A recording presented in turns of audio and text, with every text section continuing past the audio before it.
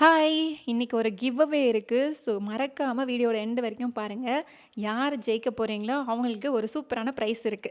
So இது இன்னைக்கு துவரம் பருப்பு தோசைக்கு நேத்து நைட்டே ஊற வச்சுட்டேன். எனக்கு தெரியும் கிளைமேட் ரொம்ப சில்லுன்னு இருக்கு. நல்லா தூங்கிடுவோம்னு சொல்லிட்டு டக்குன்னு செய்யணுமேன்னு இத தான் பிளான் பண்ணியிருந்தேன். இந்த ரெசிபி வேணும்னா கமெண்ட்ல கேளுங்க. நான் உங்களுக்கு தனியா ரெசிபி போடுறேன். இல்லன்னா கீழ டிஸ்கிரிப்ஷன்ல என்னலாம் போட்டிருக்கேன்றத மென்ஷன் பண்றேன்.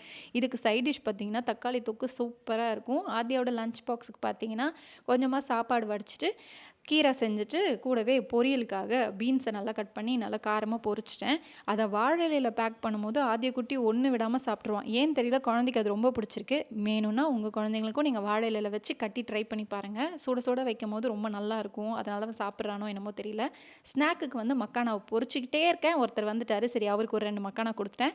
இப்போவே கிவ் அவே என்னன்னு பார்க்கலாமா? இந்த 2 குக்கருமே 2 லிட்டர் குக்கர் தான். இன்ஸ்டாகிராமில் ஒருத்தருக்கும் யூடியூப்பில் ஒருத்தருக்கும் செலக்ட் பண்ணி நான் கொடுக்க போகிறேன். இதுக்கு நீங்கள் பண்ண வேண்டியது என்னை ஃபாலோ பண்ணியிருக்கணும், சப்ஸ்கிரைப் பண்ணியிருக்கணும்.